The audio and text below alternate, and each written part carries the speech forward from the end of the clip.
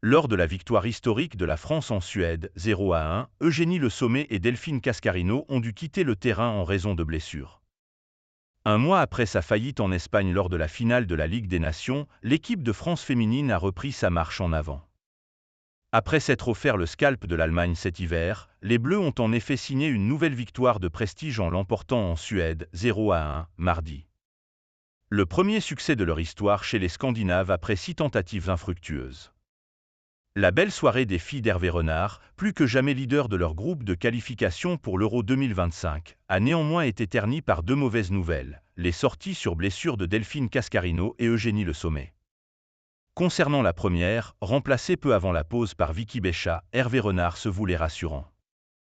Un imposant bandage sur le genou.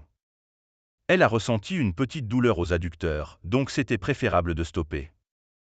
Vers la 40e minute, elle a commencé à dire qu'elle n'arrivait plus à accélérer. C'était une obligation de faire le changement, a confié le sélectionneur tricolore à l'issue de la rencontre dans des propos relayés par Hervé Renard. Le sélectionneur tricolore se montrait plus préoccupé concernant la meilleure buteuse de l'histoire des Bleus, touchée au genou droit dans un duel avec la défenseuse suédoise Jonna Andersson. Vous avez vu la force du duel. Les deux y vont en même temps.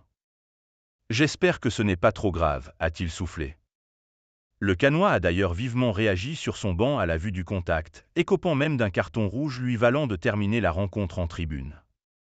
Au regard de l'important bandage arboré par l'attaquante bretonne, l'inquiétude est de mise. Et ce d'autant plus que se profile la double confrontation avec le PSG en demi-finale de la Ligue des Champions, les 20 et 28 avril.